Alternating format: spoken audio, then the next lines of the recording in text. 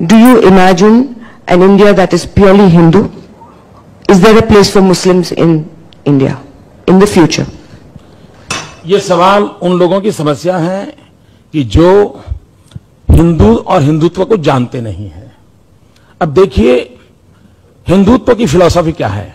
वो कहता है एकम सत्य विप्राह बहुधा वदंती। सत्य एक है, उसको जानने जताने के रास्ते अलग अलग हो सकते हैं। दुनिया में अकेला हिंदू ऐसा कहता है कि गॉड इज वन। कभी हिंदू ये नहीं कहता है मुसलमान का भगवान, ईसाई का भगवान, सिख का भगवान, ये नहीं कहता। वो कहता है गॉड इज वन, और वो कहता है भक्त वैसा भगवान। अगर भक्त पहलवान है तो भगवान हनुमान है। जहां पर यह फिलोसॉफी पनपी हो, वहां पर यह सवाल उठने का कारण यह है कि उस हिंदुत्व को हम समझे नहीं है।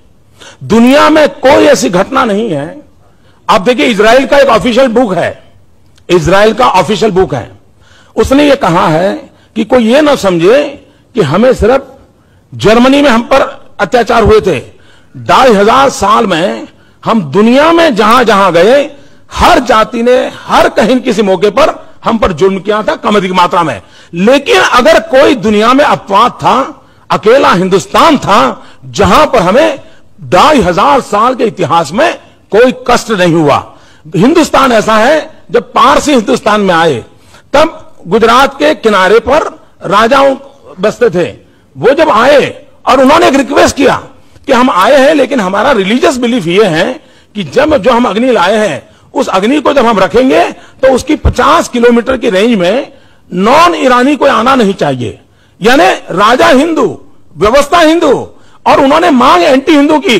और यह देश ऐसा है कि यहां के हिंदू ने कहा था कि आप चिंता मत कीजिए, मैं व्यवस्था करता हूं कि वहां कोई प्रवेश नहीं करेगा और आपकी मान्यताओं का आदर करेगा।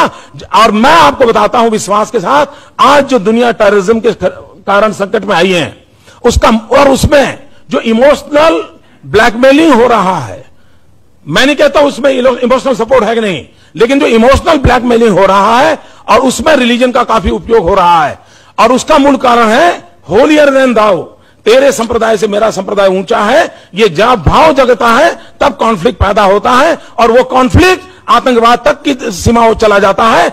अगर कोई कहता है हिंदू ही है जो सर्वसमावेशक है, जो कहता है आप जिस भगवान को मानते हो विश्वास से मानिए आपको परमात्मा प्राप्त होगा, आप जिस किताब को मानते हो विश्वास से मानिए आपको प्राप्त होगा, यह मूलतः हिंदू फिलॉसफी है। अगर इसको अगर नहीं समझते हैं और उसके कारण उसको ही क्वेश्चन कर देते हैं, तो मैं समझता हूं समस्या पैदा होती है।